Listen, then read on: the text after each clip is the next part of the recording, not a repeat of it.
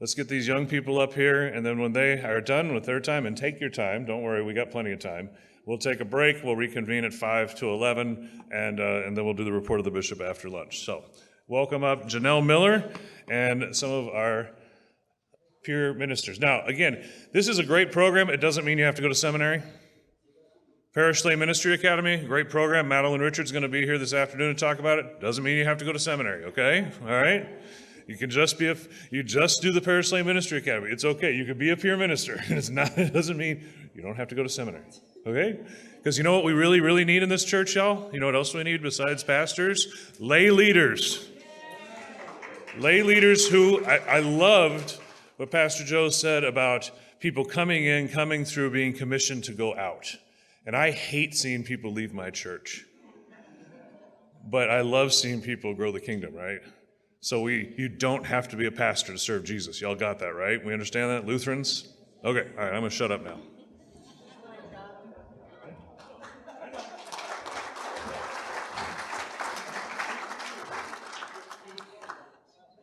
Well, it says we're talking about peer ministry, but we've got a pretty long list. We're going to go past that. I am Janelle Miller. I am the youth director at Calvary Lutheran. I have been there for almost 30 years. I am not the person, as the youth workers within our synod, we don't have a staff person that covers youth. So we're grassroots. All the youth directors, different pastors, we gather together to make events happen, lift up our kids, support each other. And I am not technical. I don't sing. I don't play an instrument. I am not the best preacher. I'm not a preacher at all. So I get to do the behind the scenes stuff because that's what I'm good at. So there are lots of people out here. I'm looking, I see mentors, Kathy and Tom, that helped me learn to do and follow in their footsteps. And those are the same things that these leaders did for me, that we are all doing for the kids in our congregation. So one of the things that I tell my kids all the time is to surround yourself with people who build you up. That's easy for me. I'm in the church house every day. I'm constantly surrounded by people, but they go out into the world and their schools are sometimes icky. And so they've always got a place to come back to. You have 3 teenagers who had a Saturday morning that they could have done anything. And we did college visits yesterday so they could come here and be with you to share what ministry in the Synod has meant to them. And I think that's a lot. It is a lot to say. This is so important that we want to do it. And to be real honest, they want to do it because they get to hang out together. They have built relationships. They have surrounded themselves with people who build them up, and they are here. So as a synod, we want to give our young people a safe space. We want to give them, they look like program activities, but really what they are is a space to build relationships, a place to come together and say, oh, you're from Rejoice Frisco, you're from Resurrection, you're from Rejoice Coppell, you're from St. Matthew's in Waco, and we've got St. Matthew's here in Fort Worth, and everybody to come together and figure out, how do we support each other? How do we do things together? So we're gonna talk about multiple things that we do synodically for your young people. And we're gonna start with peer ministry. So Spencer Sugar is a senior at Timber Creek High School in Keller School District. And we have already, the youth leaders in this area have already picked dates for next year so that you can get them on your calendars so that you don't put another event that weekend, because we need your kids to be here. With or without you, we need your kids. So if you have your phone, feel free to put January 5th through 7th, 2024 on your calendars, because that will be peer ministry training. If you have kids who are currently in 8th grade through 11th grade, you need to invite them. They may not look like a leader, because sometimes they're squirrely at that age, and so they don't look like a leader like me, and they may not look like leaders they'll look different when they're seniors. But those squirrely little freshmen, if we teach them what to do, just imagine what they could look like later. So January 5th through 7th, thank you for those of you that are writing that down. Okay, Spencer.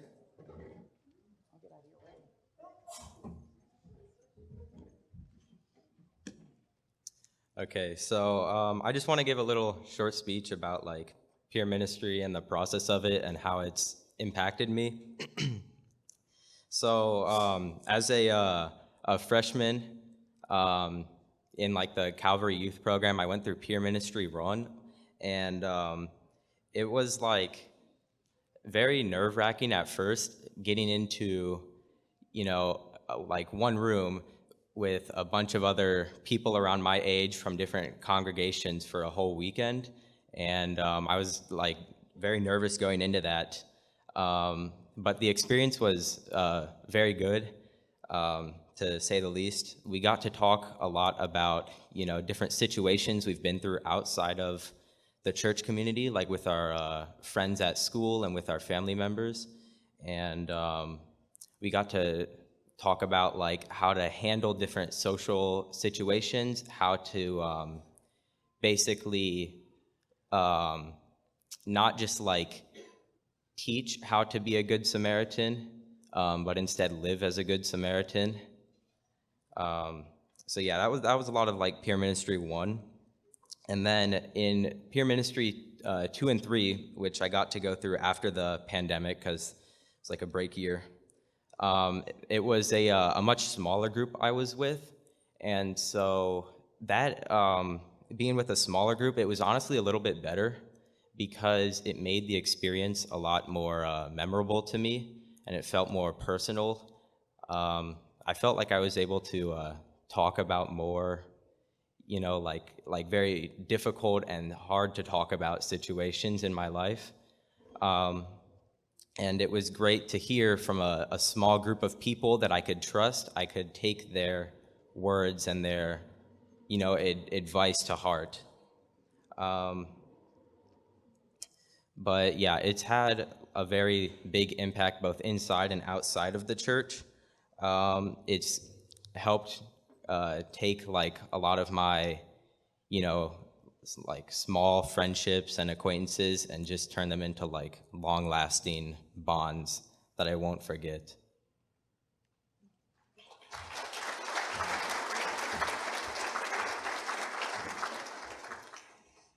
So that is one event that they can do. We have multiple facilitators within our Synod who have invested in the training. We offer that typically at a local church and then stay at a hotel at night. So we do a partnership to help with costs on that. So I would encourage you to let your young people learn about peer ministry and learn how to live out the Good Samaritan story. Another thing that we offer is youth gatherings. When I first came to Calvary 30 years ago, Kathy and Brenda, it was big. There were junior high youth gatherings, and it was always the same weekend in November. And then we had a separate senior high weekend, same weekend in January. We're trying to go back to that model. We're gonna watch what they did, what worked, and we're gonna say that President's Day weekend is going to be our weekend. And we are going to, right now, combine our junior high and our senior high kids together for one event. So post-pandemic, we met for the first time in February this year, and we brought together junior high and senior high kids. And you know what?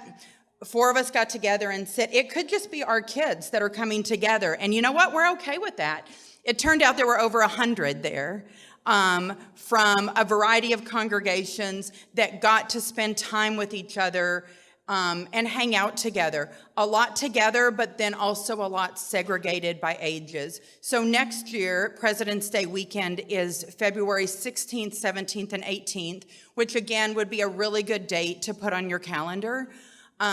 We've got young adults within our Synod and youth workers and pastors that if you can't be there, because like you're pastors, you're a little busy on Sundays. So if you can't be there, you can send your kiddos. Pastor Kelsey in Waco trusted us and sent her kiddos, and we took them under our wing because she couldn't be there that weekend.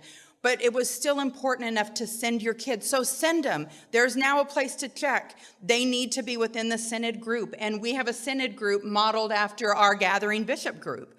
And so we will take those kiddos. So if you can't make the commitment, we've got people that have already made that commitment to partner with you and work with your kiddos. So Sam Graber is a senior at Azle High School. Oh, and by the way, Spencer's heading to TCU in the fall. There you go. Oh, more than just your pastor go there. Sam is, again, at Azle High School, and he will be going to Texas Tech in the fall. So. Okay, I'm going to tell myself that cheer was louder than his for athletic purposes. So again, my name's Sam Graber. I'm here to talk about the NTNL gathering. And so yesterday we were kind of writing down what we were going to say. And I don't know if y'all can see, I wrote down about 20 words, and I have like 4 words left. So we're going to kind of go off script a little bit. But I usually think about the NTNL gathering as a mini ELCA gathering, or it used to be ELCA Youth, National Youth Gathering. Back in 2022, I can't remember if it was 2022 or 2021, but around when COVID was hitting, I was originally planned to go to the ELCA gathering, and that got canceled. And so I've really gotten a bit more of an experience to appreciate the NTNL gathering and just in general what it is. So the main thing I like about the NTNL is it's a lot more local. It's more Texas and close around. So I develop close connections with people. I first went to the NTNL gathering as a junior high student and met a lot of friends that maybe I saw at camp back in Ebert, or I saw at Briarwood, or even that I just met there. And whenever I got to high school, I started texting around at those friends, seeing, hey, are you going to be at this upcoming NTNL gathering? And a lot of them said no, and a lot of them hadn't even heard that there was going to be a gathering, so kind of pushing to tell the kids about that. But I was able to get a couple of my friends to kind of join in, even though their church wasn't going as a sponsored church to the gathering itself. They kind of went with my church, or they kind of just hung around our group for a little bit.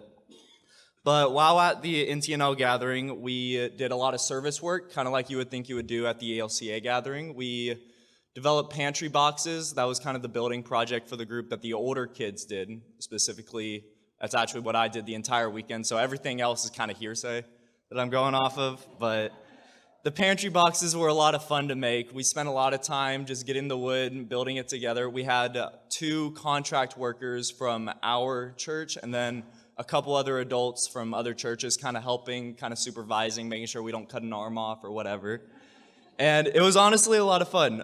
We finished up these boxes. They were huge, a lot bigger than we originally thought they were going to be. And I guess that's because the feet were going to go into the ground, and they were going to turn out great. Okay, so we went and dropped them off at the church. We got to see kind of where they were going. Overall, it was just a fun little service project to be a part of.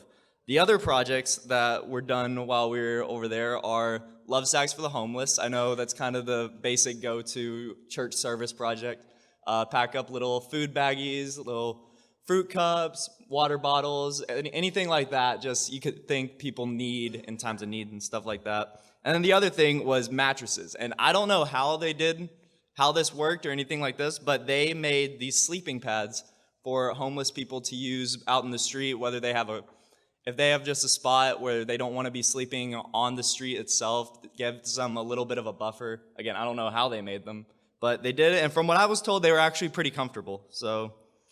But other than the service work that's done with NTNL, just the general involvement of getting all the youth together and having that thing to do. Like I don't have a lot of plans on Saturdays typically, unless one of my friends reaches out to me.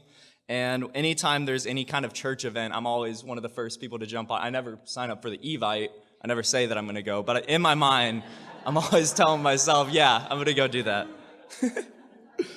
But it just gives me something to do. And going to all these different youth events like the NTNL gathering or like peer ministry or anything else that we're kind of talking about today has given me that bond that Janelle was just talking about with the group. And this youth group that I have is kind of my safe space. I know I can talk about anything I want with them, and I don't have to worry about any kind of judgment or anything like that.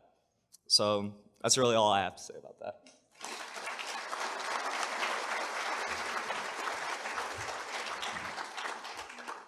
Sam is the kid you always just put on your list because he'll be there and we'll never tell you.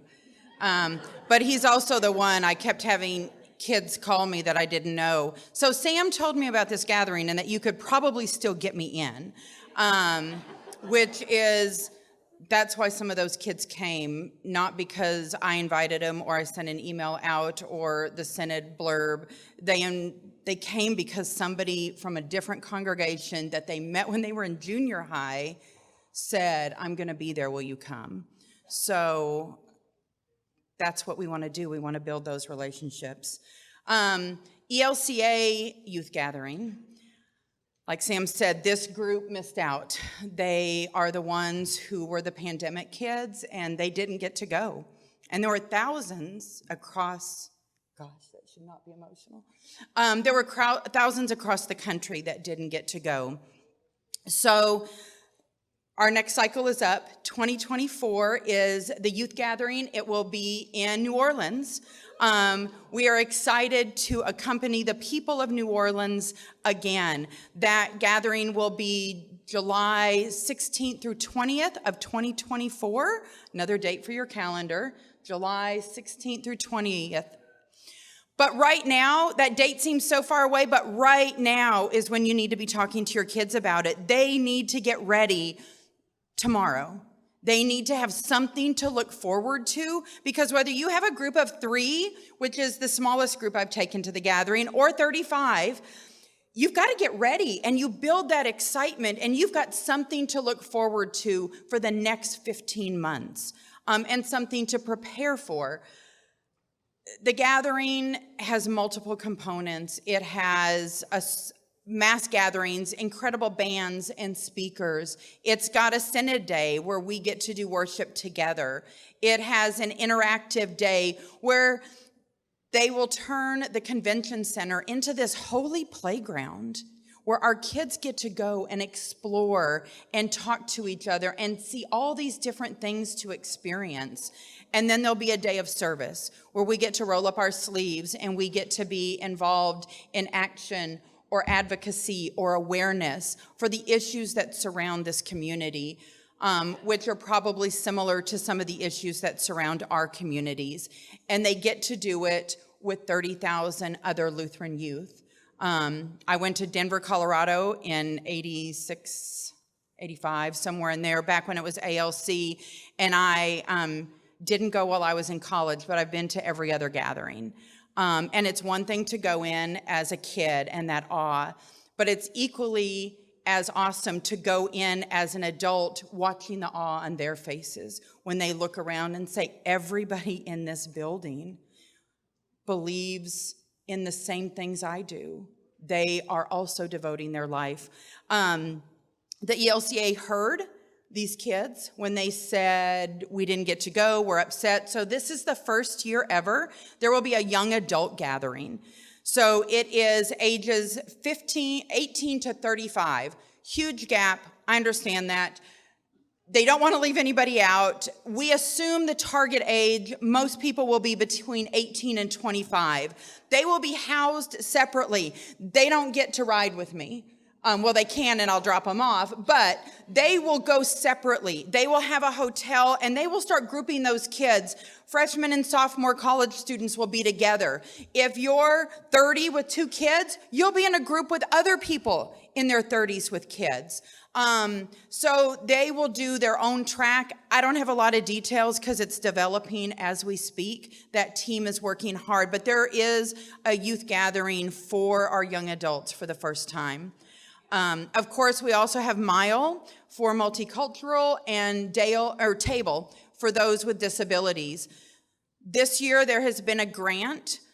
So the first 1,000 kids that sign up for Mile will have all their costs waived. So there will be no registration costs. September 15th, or if you are at a congregation with multicultures, September 15th, it is a first come, first serve. So talk to your kids, be ready to register. This year we are not housing together. Last year last cycle, we were synodically together. We don't get to do that this time. It is a first come, first serve. Some of you are old timers like me. We used to have to postmark it on a certain date. My Auntie Pat would send it from Minnesota because she was closer to Mother Church than I was. But we would postmark it. Then it became electronic, and at midnight registration opened, and we would be on the computer at midnight typing in, what's my congregational ID, getting it ready.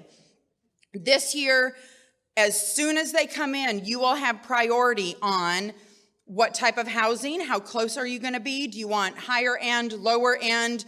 They'll be looking at preferences as they roll in and start assigning people. Same with, do you want, for your service day, do you want awareness, action, or advocacy? So it is something that I would encourage you to start thinking about now so that you're ready to go.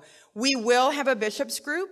If you are new to youth gathering information, that means if you are a congregation who has 3 or less kiddos and you don't really have an adult that can take a week off, I will be your contact person, and I will be helping you to get registered. I will set up an event for you to get to know the kids from the other congregations, and I will line up rock star leaders to go with Bishop Gronberg to take them to the gathering. On the day before the gathering, we pass off notebooks, and it went pretty well last year. Okay, so I'll pass off the notebook, and then that team will take over. But we will make sure that you are set. So there is no kid in this synod, none, that has any reason they can't go, because we will get them there. Understand we have this whole new Legacy Foundation. I hope to get to visit with them at some point about how do we help our kiddos get there. There is financial aid available from the gathering. Financial aid opens September 15th, closes October 15th. And again, that's going to be first come, first serve. Registration is $390, and you can get up to $235 of your registration covered by scholarship. Our Synod is committed. I'll figure out how later. But if you have a kiddo, we will send out a note, a form to fill out. Don't be like Sam. Fill out your form. And pastors will do it, and youth leaders will do it for their kids. So if you know you've got a kiddo in need, apply for the gathering financial aid, but then apply through me too, because I will then figure that out for you. I'm in charge of our Synod this year. I'm the Gathering Synod Champion, which is like your cheerleader. So I will walk you through it. And if you've got a group of 3, been there, 3 to New Orleans in some year when Pastor Kyle was a baby pastor. And then I've taken 35 to New Orleans. So we've got lots of experience. We can walk through it, but we don't have enough money. We don't have a leader to take them. Whatever, that doesn't work. It just isn't acceptable in NTNL anymore. And if you don't have kids, I would love to worship with you one Sunday. I'd love to look out and talk to your grandparents whose grandkids are not coming but really need a place to be. How do you start investing in the invisible kids that you cannot see? You know, I talked to a mentor yesterday who said, gosh, I don't have kids right now, but he knows there's 2 somewhere. And so we're going to look, and we're going to try to find those and give them these opportunities. So if they're invisible, look for them, because they want to be seen desperately. My kids will, they're heading off to college soon, but while they're here, they'll come help you. They'll talk to them. We're just at no excuses. There aren't any. So we need to go. If you say that you don't have any kids, and it's true, then guess what? You get to love our kids. Because when we went to, where did we go last? Houston. We had these prayer bracelets that got sent to all these different congregations so that all of you got to pray for our kids. You had this constant reminder on your wrist. All these kids are gone. Congregations wrote notes to our NTNL kids. And at night, we were stuffing notes under doors. So they would wake up and there would be a note from somebody in Bartlett when they've never even heard of Bartlett. And somebody at St. John's is praying for them. That's a powerful moment to know that not only is Miss Swenson praying for us, because she's always praying for us. But this person at St. John's and Bartlett prayed for me, and I don't even know them. So everybody gets a part. You'll all get your wristbands next April at the Synod Assembly. And you'll start getting the names of who specifically you get to pray for. None of them got to go to gathering. They're all second generations. I've had their siblings. So Addison Williams is a senior at Grapevine High School. They just won soccer state championship a couple weeks ago. And she is heading up to Buffalo, New York to play soccer and go to school there. I know none of you probably been there. They do have snow, yes. She knows. She's ready. So Addie is going to share with you a little bit about what she knows about the gathering from hearing about it. So it's not on her faith timeline yet, but it's on her sister's. Hi, I'm Addie. I am going to Buffalo. I know. Yes, snow up to like here, and I'll be okay. Have a big jacket. But anyways, I'm here to talk about the ELCA Youth Gathering. And while I am a little bit absolutely devastated that I won't be able to go with my youth group because they are my family since birth, I have got to listen or hear it from my sister, and she has had nothing but good things to say. Even she actually went twice. She went in Detroit and Houston. Detroit as an incoming freshman, and Houston as an incoming senior. So very, very different perspectives on the youth gathering. She first went to Detroit in 2015, and she left her wallet. She got her leg stuck in between monkey bars and came home with a giant bruise, but had nothing bad to say at all. She ranted and raved about how she loved it. She loved hanging out with her youth group. She loved getting to see a giant stadium full of people, full of kids who believed the exact same things that she did.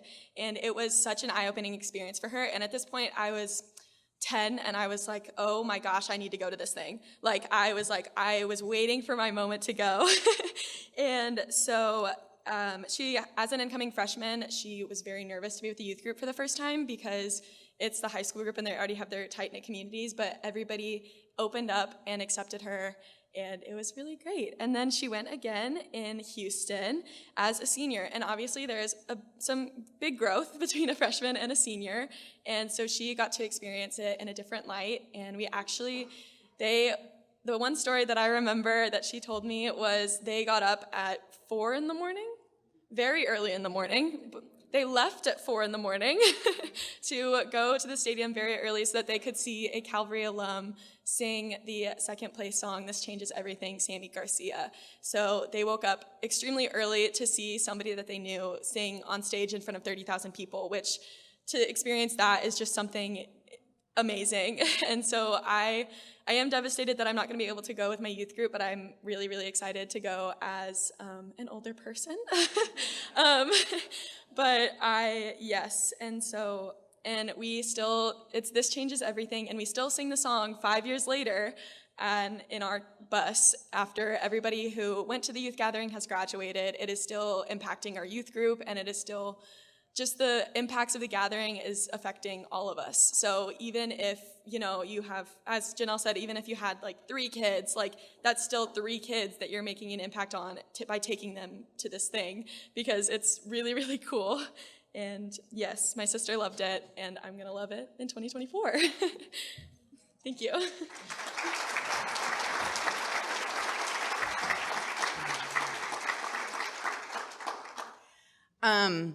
They're heading off to college, but we're not done with them. So we also need to take just a minute to talk about young adult ministry. And it is a little bit new, but there are some things that right now that your kids, if they are graduating from high school, and maybe you haven't had a youth group, but you go, gosh, I know I've got one. If they want to go spend their summer serving at camp. Our camps are looking for counselors still, every camp out there, but especially our ELCA camps. Cross Trails Ministry is here. They have a great program that they would love to have your kiddos if you've got somebody who would be interested in staffing. Camp counselors, I see the impact that it makes on my young people, but I also have had my kids who have been camp counselors, and so I also know the impact that those young people have on our young adults. Many of you were probably how many of you were camp counselors when you were younger? That's quite a few of you. And it probably was one of the things that helped bring you into ministry. Pastor Adam Stockton is also working on the gathering table, starting to network and bring young adults together, both in person and online, with things I don't understand. He's got special words. And then, of course, the ELCA Youth Gathering in New Orleans now has a young adult component. So this is a short list, but I'm going to show you a slideshow in just a minute. You can put the first one up, Aaron, to keep me focused. On your tables, you're about to have these little pieces of paper. And I need your contact information, not necessarily yours. I need the parent, the young person, the Sunday school teacher, the council person, or the pastor that just loves those kids that will take a minute to open my emails. You get 100 of them. I need you to star me so you see them. Oh, will you back up one more? Aaron, yeah, that one. And I am willing to bribe you to do that. So if you'll fill this out and put it up here on the table. Melanie Swenson is our council president and one of my champions at Calvary. I'm going to hand you cash, Melanie. I have two $25 cash gifts from the people that are willing to fill out forms, if you'll draw winners for me. If you have questions at the end, Aaron is here, Pastor Paul, Pastor Kyle, Pastor Adam. There's all kinds of people that will talk to you. My kids are willing to do tight things. 2 of them have prom tonight. We'll be driving home so that we have time to do hair and makeup and all the cute things tonight. But my contact information is everywhere. Inside the that room next door, I don't know what its name is, but next door, in the back corner, it says NTNL Youth in yellow, relatively big. Walk back there. The registration forms for peer ministry are there. The save the dates for the youth gathering are there. And there's a 4-page info about the gathering. So you can pick it up and say, okay, what is a bishop's group? It's right here. What is our timeline? When do I get my housing assignments? Here's a sample budget of what I need to do. And then you can look at it and go, now these are my additional questions and I'll help answer them. So this is what you're about to look at. On the screen right now is the top right is a gathering from a long time ago. I couldn't even tell you how long ago. It is probably at the Crown Plaza Hotel in Addison. You'll see at the very back, you can see Scattered Seeds back there, I bet, is who is playing for us. Aaron Colwick is probably in that picture. Brandon Cooley, people that are doing ministry nowadays. There's got to be multiple Walls kids in that picture.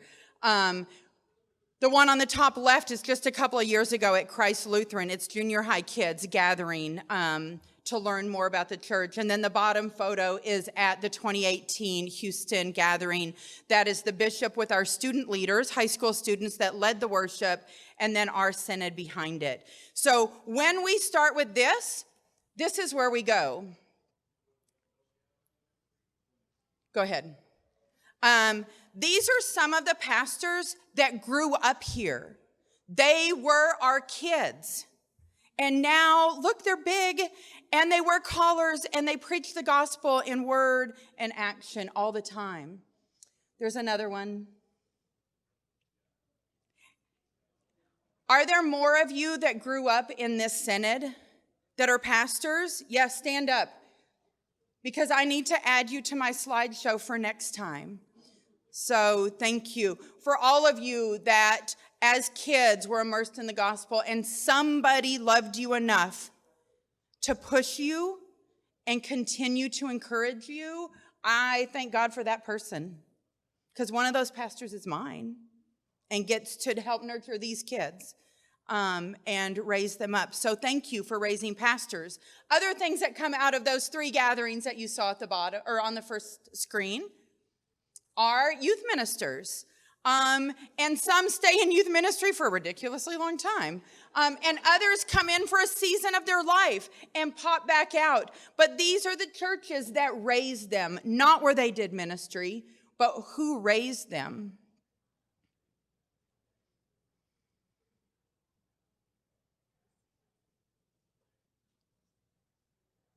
Camp counselors, gosh, they are important. They are the ones that work 23 hours a day with teenagers, and they get $200 a week. And they get to hang out with their friends. You know, side note, it wouldn't be a bad thing to put in your budget. One of our kiddos was a camp counselor, and we'd like to give them a stipend at the end of the summer for working at an ELCA camp. Took me 10 years, but I got it in my budget finally. To help supplement that. But these are kids who are camp counselors. And there's more. I mean, if Aaron Colwick would have done this, we'd have had 14 slides. And then other things, scattered seeds. Look at baby Aaron in the back. That is the cool thing about being here for 30 years.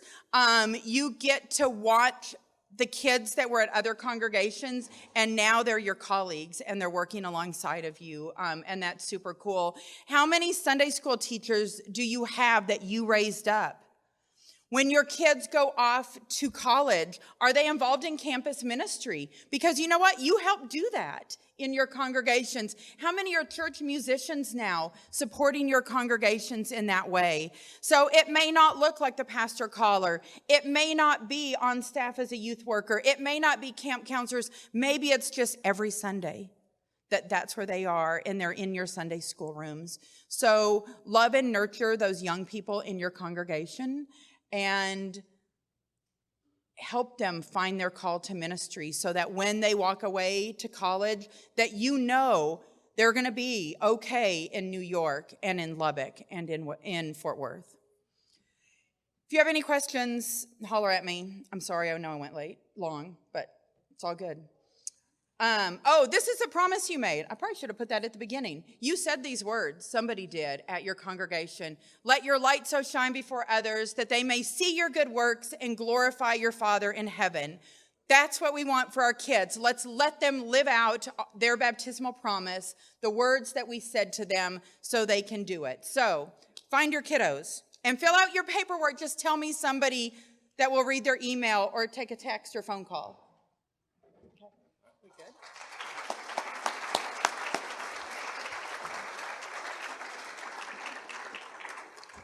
She's a little passionate. All right. Zion McGregor, Janelle Miller, grew up at Zion and McGregor, right?